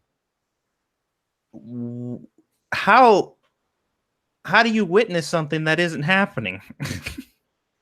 Because I've never heard that argument put forth by anybody. I've heard the boys will be boys thing used many, many a time to say that somehow society forgives male behavior of a destructive nature just because they're boys. Yeah, but isn't it funny that the only time you hear that is when people say that other people say it? Yeah. Yes, exactly. Yep. I've heard boys will be boys when guys do stupid shit like light themselves on fire. I've never heard it as an excuse for rape or sexual assault. The only time you hear that is when somebody's saying that people say it. Yeah, that's it. Yeah. I've never heard anybody say it in that context ever. The only time is when somebody said that people say it. And what's odd about it is the people who hear that that is a saying has never heard it either. But they heard somebody else say that they heard it. So everybody is collectively saying that this is a thing when none of them have ever heard anybody use it in that context. Real quick, Lady Monkey's asking if we can get to 100 likes. Guys, she's a sweetheart. Could you please do that for her? We would really appreciate it. Yes, thank you. Yes, for her. For her. Do it for Lady Monkey. All hail Lady Monkey. Earn her favor. Does not look at me ever. Oh, Jesus God. Boys will be boys. Suck my dick. But yeah, those were the things that I witnessed today that I face palmed enough times on. My first one comes from Jim. I don't even know how you say this. Scudio? Sciutto. He's a CNN reporter. He's the co-anchor of CNN Newsroom and chief national security correspondent. Okay. And he tweeted out this. The offer to hashtag Christina Blaze Ford, however you say that, is blunt. Testify in public 6 days from now while under death threats, or your allegations will be ignored in the confirmation of SCOTUS nominee. That is quite a choice.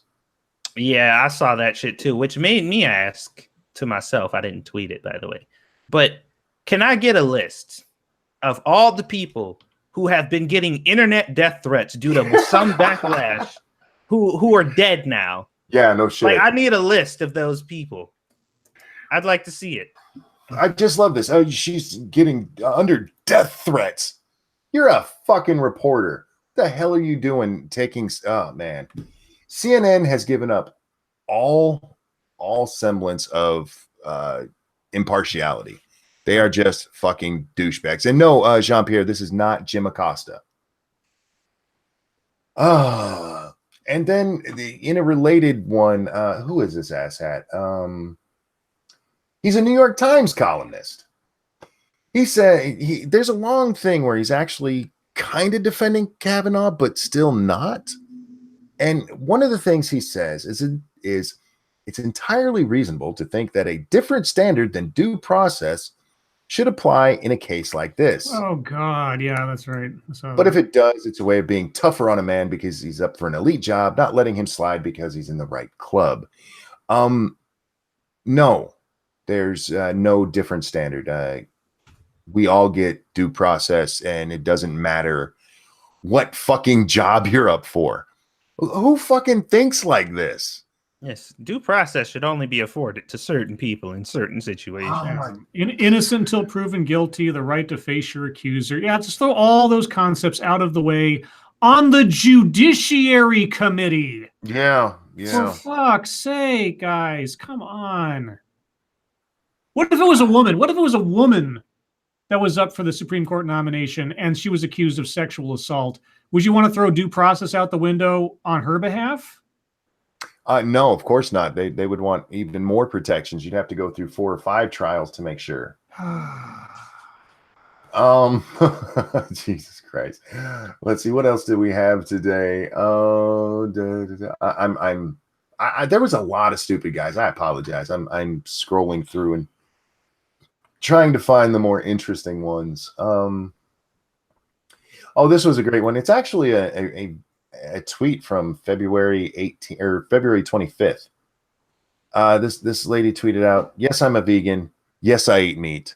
We exist." Oh yeah. I saw that. I saw that, and I couldn't even muster up the strength to comment. I'm just like, I can't. This will be the one that kills me today. So much stupid. Unfortunately, most of the stupid is also about Kavanaugh. So or it's stuff that I covered in my video and we've already talked about. So how about we do this? How about we go ahead and turn it over to chat? Guys, questions, comments, concerns, anything you want to talk about, now's your time to get it out there. We will do our best to answer. Make sure questions have several question marks behind them because so that we know that those are questions for us. You can throw statements out there too, but anyway. Jack Gunsky says, so vegans are admitting they're just a group of militants. I think that chick was just confused. She was either confused or joking, and I didn't see the tweet thread of the original, so I can't say which. But yeah, either way, stupid. Jesus. So thoughts on eating ass? Azure Phoenix, we do not eat ass. Yeah, we do not tongue butter to the turtle cave. It's nasty. That's and nasty. People have given us, well, you can clean the ass right before. Anal leakage exists. Don't do it. I'm just saying. What is better, Chicago pizza or Brooklyn pizza? My favorite is actually a Sicilian pizza, so it's more of the Brooklyn style, but Chicago pizza is good. Deep dish, yeah. You guys? I don't have a specific preference, I guess. I don't know. Pizza's pizza to me for the most part. It depends. To be honest, for me, it depends on where it comes from. Yeah, the quality of the pizza is more important to me than like perhaps the style. Yeah. Well, I like a thick crust, so that's where the Sicilian's really nice because it's basically a giant pizza. Oh well, as far as like bread. Yeah, I guess I generally prefer a thin crust pizza. And because it feels more snacky, it doesn't feel as like weighted down. I mean, it's if I'm just having one slice, I don't really care. But if I'm like having like multiple pizzas, I like a thin crust. Regarding that, vegan Pyrus says maybe she was a lesbian. Yeah. Ebony asked Domino's or Pizza Hut. I don't like Domino's pizza, and Pizza Hut is way too greasy. Between the two, I'll take Domino's. I like how Little Caesars tastes, but it's way too greasy. This is the problem. It's like, why can't you just like lay off the grease and just keep the flavor in, or is all your flavor in the grease? I don't know how pizzas are mass produced like that, but it should be a little bit of a balancing act, I think. The Little Caesars here isn't greasy. The Pizza Hut here, I actually like Pizza Hut because especially their thick crust one, but the Pizza Hut here, it's like they make the pizza and then drop it in a vat of lard. And that's just, you got a preference there, Satsu? What was the two? Was it Domino's and Pizza Hut? Probably Domino's, to be honest. Pizza Hut pizza tastes too. It doesn't taste as flavorful, I guess, as a Domino's, and that could just mean that Domino's pizza is worse for you. But I'm okay with that. Lots of food questions tonight. Outback Steakhouse or Red Lobster? I've actually never eaten it either. Red Lobster, though. I haven't been to a Red Lobster in a very, very long time, so I don't have much of a memory of one. I only just recently went to a Outback, so I guess I have to say Outback. Your boy Pat asked if we saw Steven Crowder's latest video on the SJW professor. I did. It was funny as shit. I saw the clip. I didn't have all the context of what was going on there. This professor has repeatedly stated that Steven has threatened him. That Steven has threatened his child. He's also said that Steven's fans have done it, but he's actually said Crowder himself has done that. Right. And Crowder has asked for him to retract that because he hasn't done it. And the professor actually put up fake tweets. Right. Okay. And so since the college ignored him and the professor ignored him, Crowder showed up during one of the professor's classes and interrupted it to talk to him about it.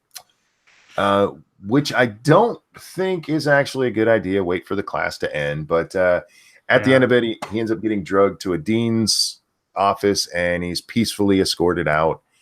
The greatest part of it, the guy at one point, the professor, he goes, "You threatened my son." He goes, "I didn't know you had a son. Honestly, I thought you were gay." I fucking died. I fucking died because he is a little feminine. Just gonna throw that out there.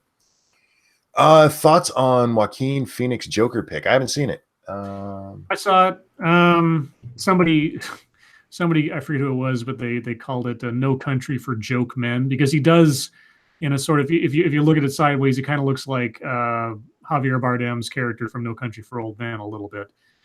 He looks like a very roughed up, greasy guy. Honestly, I would have hoped they'd make him look a little bit more put together in the pre-Joker thing.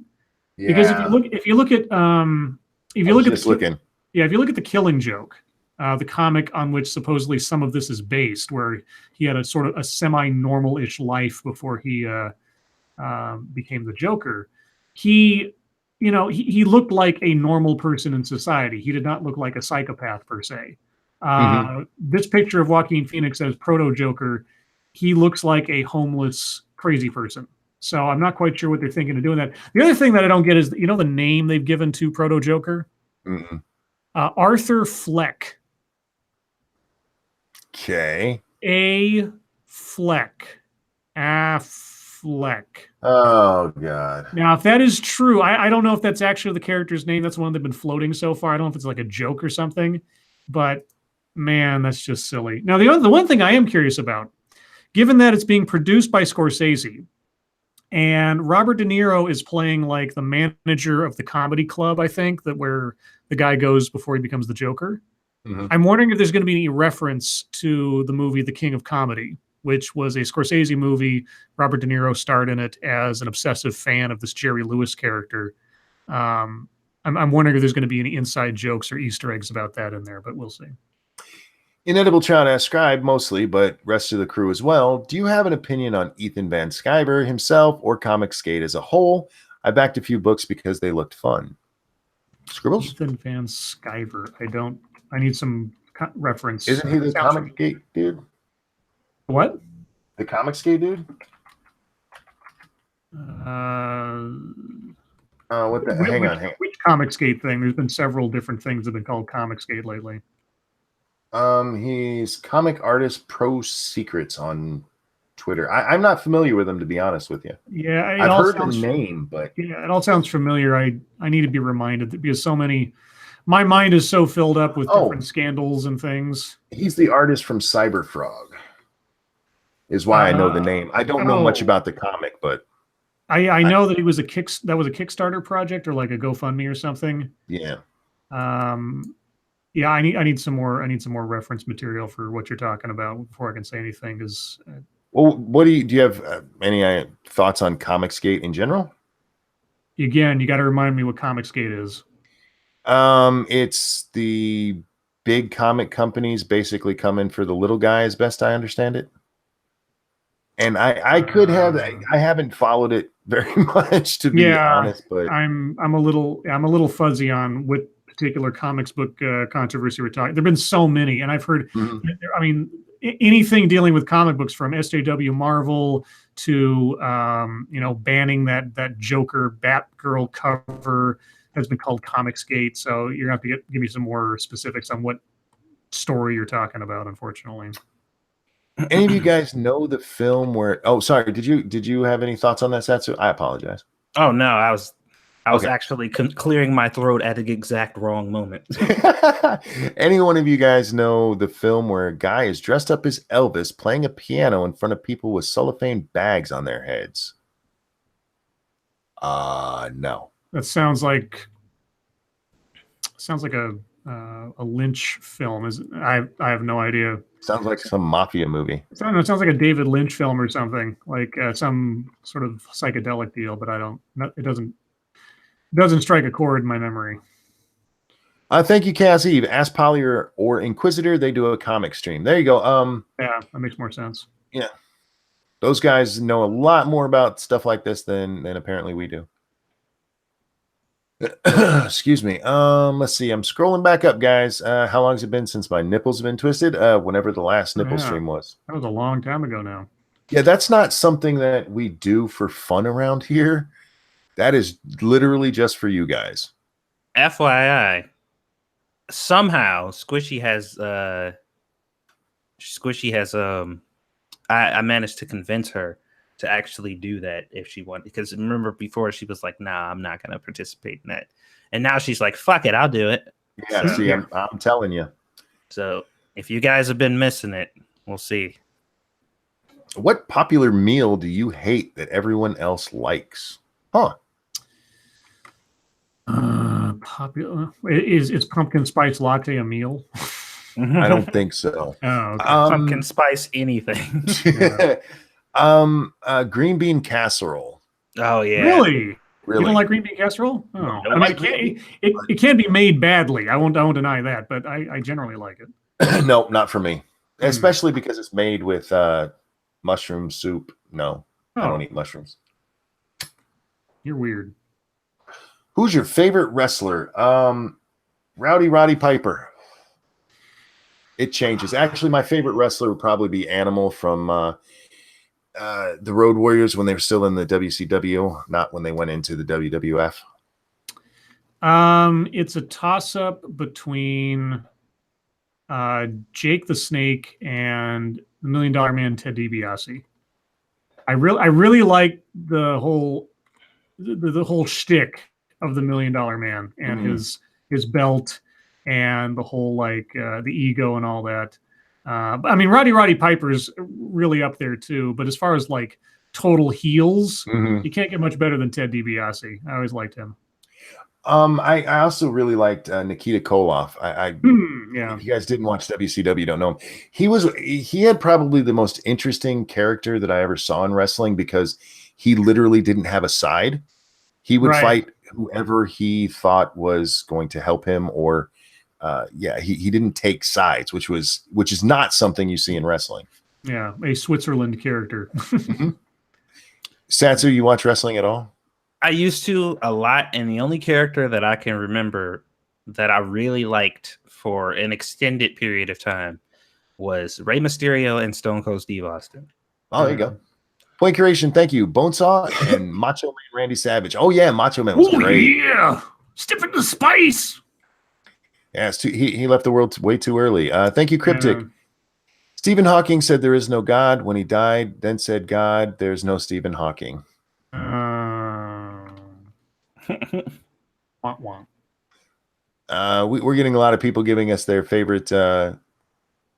Jimmy Hart. Yeah, I miss. Yeah, Andre the Giant was great. Mouth of the South. You know who doesn't get talked about enough? The Iron Sheik. He was great. Well, and he's still. Have you ever seen interviews with him in the last several years? Yes. He's fucking insane. He is. He's lost his fucking mind. Oh man. If you guys want to see a really interesting / depressing documentary about professional wrestling, there's a movie called Beyond the Mat. It's a documentary. I think it might be on Netflix. I'm not sure. If you can find the special edition with the extra footage and the behind the scenes stuff, there's some really interesting stories, both funny and tragic, about some of those guys, especially Jake the Snake, where they follow around at that time. Oh, Lindsay said Eddie Guerrero. I miss it. Oh, Eddie Guerrero, yeah. Inedible Trout, thank you. Comicsgate is a group of artists and writers that have banded together to make fun comics outside of the Marvel DC paradigm. Yeah, but there's also a lot of he goes on. Thank you. Ethan in particular has worked on The Flash, Iron Heights, New X-Men, Green Lantern, Rebirth, and came up with the Red Lanterns and Sinestro Corp. Yeah, but I also know there's some occasionally back and forth between them and the Marvel DC people. And I don't know if that's considered part of Comic Gate or if it's just them fucking around with them. So I mean, this might be so the analogous thing that happened when I was younger was Image Comics, where McFarlane and Jim Lee and all those guys, they sort of defected from Marvel and DC to start their own comics company to do the kind of comics they wanted to do, which is perfectly fine and really kind of cool, depending. and I don't have an opinion on it other than we've seen it before. There may be good comics, there may be bad comics, because, you know, for as many cool comics as there was in Image Comics, there were 5 duds. So, you know, good on them for going independent and trying to get away from the big boys to do their own thing. I encourage everyone, just like, you know, Jim Healis and Blue Mamba and everything. Everybody should have a chance to do it. And it's a lot easier these days than it was back in the olden days, where you needed like a printing press and everything, where and a publisher. Places will do that for you. Yeah. Yeah. Peter Hades, thank you. Hulk Hogan, King Kong Bundy. Oh, not thank you. I'm sorry, that was not a donation. I was reading this one because it reminded me of a couple of people. King Kong Bundy, who used to occasionally appear on Married with Children. That's and true. George the Animal Steel. I fucking love George. He used to eat the turnbuckle. Oh, that's right. That was his thing. That was great. What I meant to say there was, thank you, Cryptic. I believe self-baptism is a nice way of saying failed suicide attempt. Oh my God. An inedible child, thank you. They are anti the political direction the big two have taken. Yeah, that much I get, because I do know Marvel and DC both have. It's still that fucking panel with that villain giving in because she was a woman and the hero was a woman. Like, go fuck yourself. Just go fuck yourself. I was thinking characters in the WWF that I liked: Captain Lou Albano, Miss Elizabeth, and I mean, just as a human being, Andre the Giant. Miss Elizabeth was hot. Oh yeah, she was. I had the biggest crush on her. Yeah, and she's still around, isn't she? I think she. Yeah, but she hasn't aged well. Yeah, I think there's she got a lot like of makeup on that face now. I think she got like all hooked on drugs and or alcohol. I think something like that. See, and that's what I like about my wife. She looks just as good now as she did when I met her. No, it's amazing. People think she's like a decade younger than me. She's older than me. Because I like the older women's. Let's see, what else do we have? If you found like an elderly midget, would you be the happiest man on earth? If she'd let me spin her on my wiener, yeah. Yeah, okay. I know about Liefeld. Who were the other 4 duds? I don't. Let's see. Well, you had Liefeld, you had McFarlane, Jim Lee. I know Jim Silvestri with Shadowhawk, I think it was, and there were a couple others that joined up with Image. Those are the big ones, though. Those were the big boys at the time. Thoughts on ASMR? I find it weird, but if people like it, good on them. Oh, they said Miss Elizabeth died. Oh, did she? I didn't realize. Oh, that's right. That's right. I remember, because wasn't there a scandal around that? Around what? I don't know. She died in Lex Luthor's house. And that's right. That's right. Yeah, I do remember that now. I mean, Lex Luger? You'd say Lex Luthor. Luger, yeah, I'm sorry. Yeah, so she really hasn't aged well. I was about to say, yeah, if she died in Lex Luthor's house, then that is absolutely scandal-worthy. Well, Superman should have taken care of that shit a long time ago. He's got powers. Just kill him. Let's see. Have you swam Lake Michigan or any of the other Great Lakes? I've been in Lake Michigan many, many times. You guys? Any of the Great Lakes? Superior? Nope. None of them. Okay. Well, I've Lake Erie, but that's not Erie. The only story I have behind that is I survived. So, yeah, we've been there with the kids a lot, and I love swimming. I prefer the ocean, but I'll take Lake Michigan because that's as close as we are. Remember when Superman tried to kill Lois Lane? Pepperidge Farm remembers. Anyhow, let's see what else do we got. Remember, guys, questions, comments, concerns. We still got 15 minutes, so you got a lot of time to get in. Best wrestler ever, tie between Dean Malenko and Eddie Guerrero. See, I like the flashier guys. I really did. Eddie Guerrero was flashy. This motherfucker drove into the ring with a car. No, not like that. Like Sting, who would paint his face and do weird shit, and he was just a mysterious dude for a long time. Or the Rock and Roll Express. I like the Rock and Roll Express. Their signature move was the double drop kick, because apparently that would knock a motherfucker out. getting drop kicked by one guy, that's okay. But if you get drop kicked by two, you're done. Best sports movie. Oh, Slapshot. my favorite sports movie is The Replacements. Oh, okay. With Keanu Reeves and so many other actors, that some who've gone on to be a lot bigger than they were then. Iron Man's bodyguard was in that movie. What the fuck is his name? I forget. John Favreau. Yeah. I just love that movie because it's funny. I mean, it's not based on reality. I mean, it's based on the strike in 1983, I think it is, but it's not supposed to be a real movie, but it's funny as fuck, and it's good, feel good story. Oh, now we're getting a bunch of Bull Durham was great. What's that? What was that question? Best sports movie. Oh, okay. I like it raised a flag for me, and I was like, oh, I have a favorite sports something, but it wasn't a movie, it's an anime. Lindsay says Hoosiers was great. Yeah, it was. Ladybugs, I don't think I've seen that. Oh, the soccer thing with was that Rodney Dangerfield, or am I misremembering something? Oh God, is that movie? Yes. Okay. Yeah, I think so. It wasn't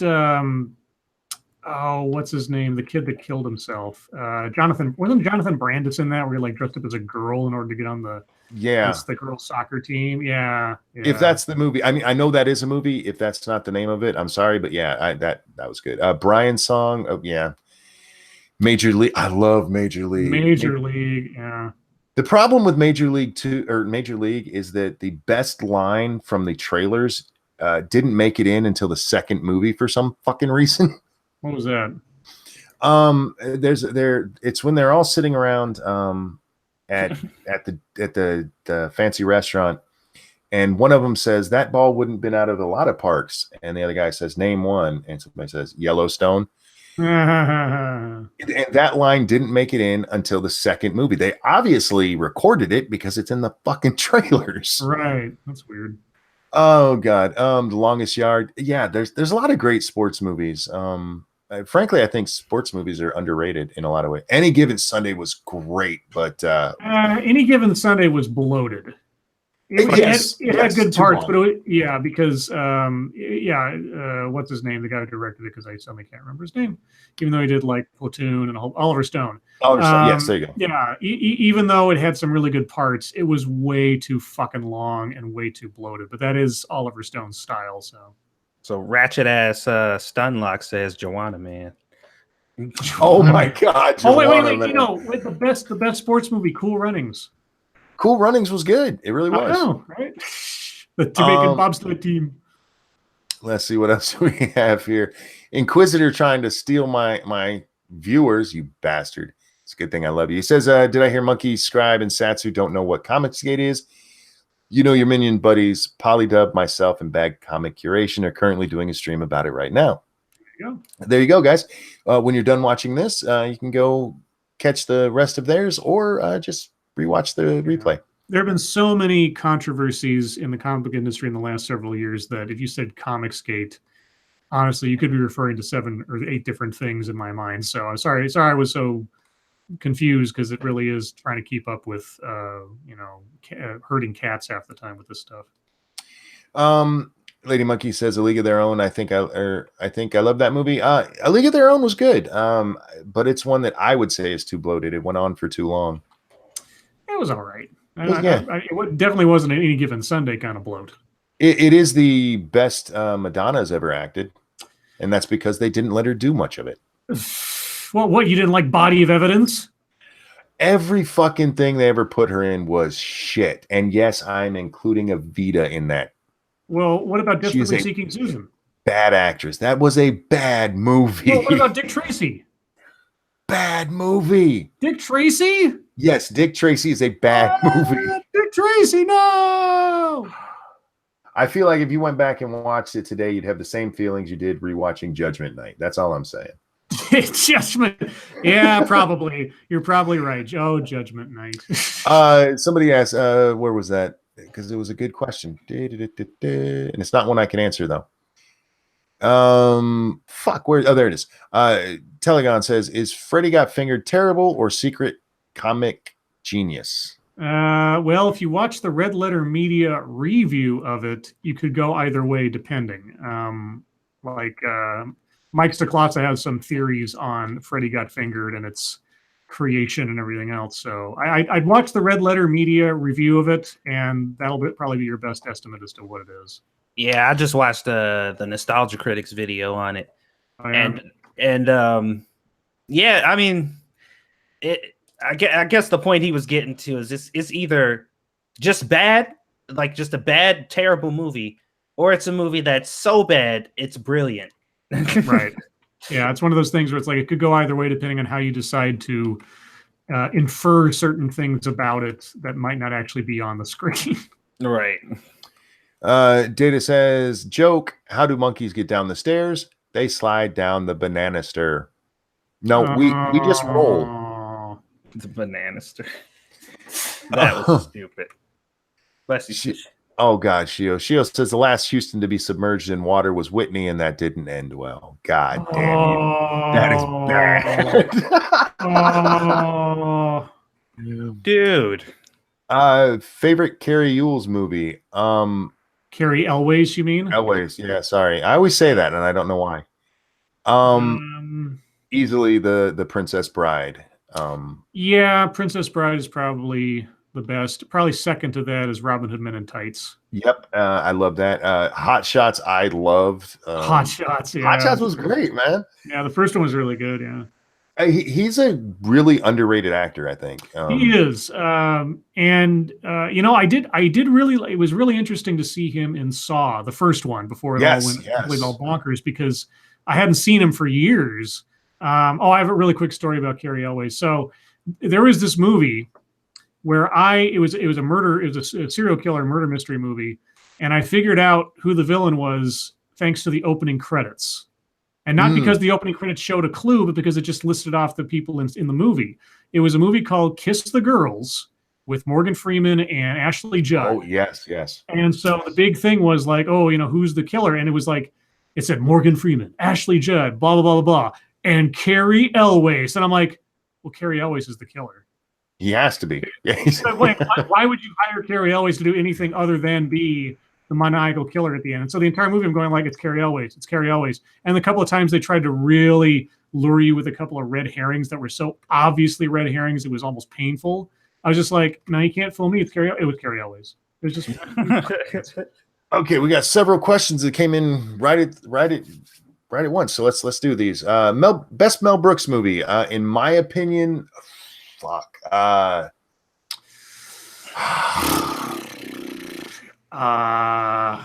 want to say Spaceballs, but at the same time, Blazing Saddles really takes the cake. You can't really beat Blazing Saddles. Blazing Saddles until like the last 15 minutes is his best work. If you want a complete best movie, Spaceballs. Yeah. Satsu, do you know Mel Brooks movies? Nope. Okay. Satsu, what about Life Stinks? Life Stinks is okay. Or The Producers. The Producers, actually, the Producers and Blazing Saddles are probably his two best overall. Satsu, you watch Channel Awesome? Ask Ebony Williams. Yes, I watch Nostalgia Critic, though. I don't watch any of their other stuff because none of it. I haven't watched Channel Awesome in years. The best ones, the ones I used to watch the most of were Nostalgia Critic, Spoonie when he was good and actually doing shit. And before he joined Channel Awesome, Cinema Snob. Cinema Snob, Brad Jones was a genius for the longest time, and then his content kind of went, but his old stuff, his old reviews of movies was just amazing. Of the exploitation stuff, it was great.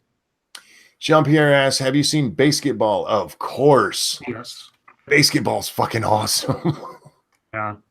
She can suck the chrome off a bumper, and then she does. Oh, okay. Breaking news. This is important. Uh-oh. So Kathy Young put up a post that says, a hilarious reminder that the concept of cultural appropriation is toxic, racist bullshit, and Anita Sarkeesian is a toxic idiot. Anita Sarkeesian put up a post that says, at the top of the episode, I issued a correction about the creators behind Guacamelee. If you listen to our bonus a few weeks back, please take a listen. I wrongly assumed that the creative team was white and appropriating Mexican culture. I'm sorry. I was wrong. I love your game so much. Why would you assume they were white? Yeah, what? I'm very confused now. Mm-hmm.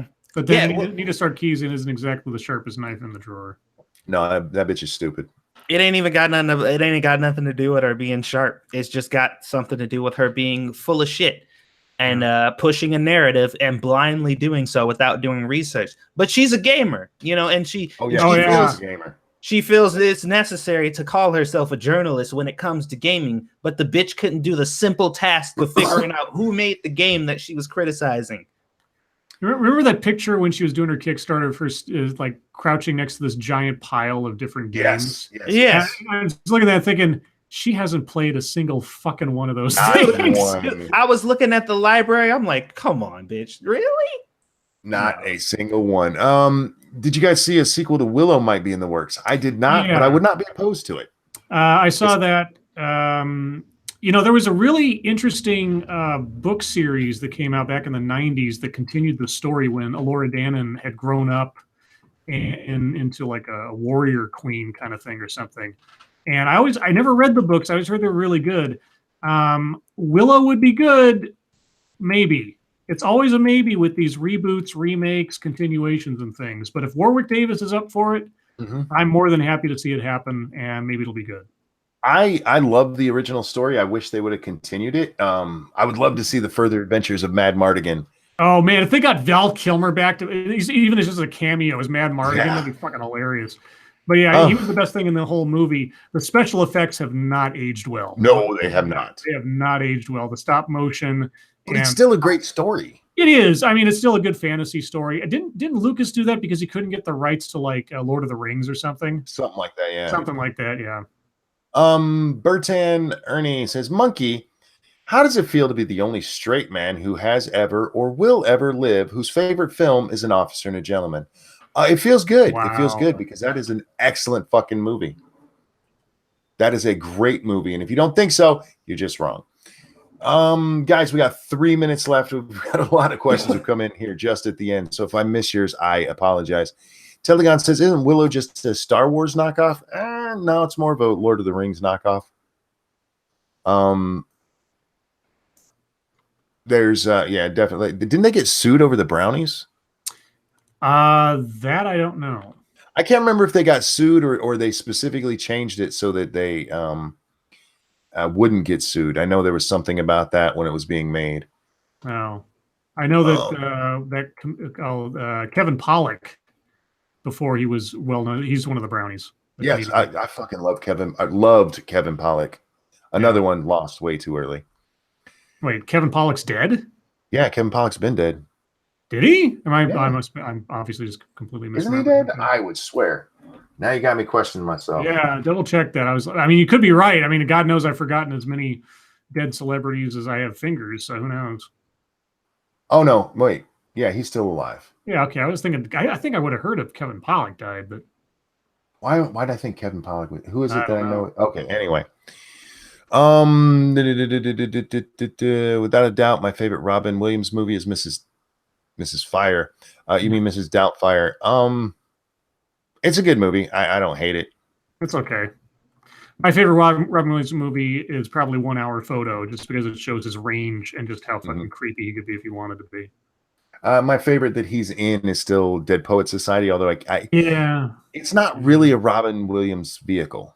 No, he's more a supporting character, but he really does steal the entire fucking movie. So, Jean-Pierre, have you seen St. Elmo's Fire? Long time ago. Okay, here's the thing. The song St. Elmo's Fire is fucking amazing. It is great. It'll get you pumped. Yeah. And that movie is shit. It is just shit. Yeah, it was the Brat Pack, another one of those Brat Pack movies in the same era and vein as Breakfast Club kind of thing. They tried to make it too dramatic. Yeah. Oh, Richard Jenny. Yes, thank you, Duck Dog. That's who I'm thinking of. Richard Jenny. Yes, yeah. Richard Jenny. Yeah, he died. And Jenny was great, fucking great. If you want to see like a sort of coming of age or age well movie or whatever, watch The Big Chill. That's that's not bad. Yeah, that's good. How about The World According to Garp? Interesting movie. Yeah, it's okay. Guys, it is 11 o'clock. You know what that means, right? It's time to go to bed. 2 more hours of stream. Yay. Chat, guys, thank you so much for the donations. I can't tell you how much I appreciate it. And thank you guys for showing up as you do every night. I know I say this every night, but it still amazes me you guys come and listen to us talk. And I appreciate you more than I could ever tell you. Speaking of appreciating you more than I could ever tell you, Scribe, Satsu, thank you so much for joining me. Everyone, your lives make us sad. We'll see you next time. Bye, guys. Bye.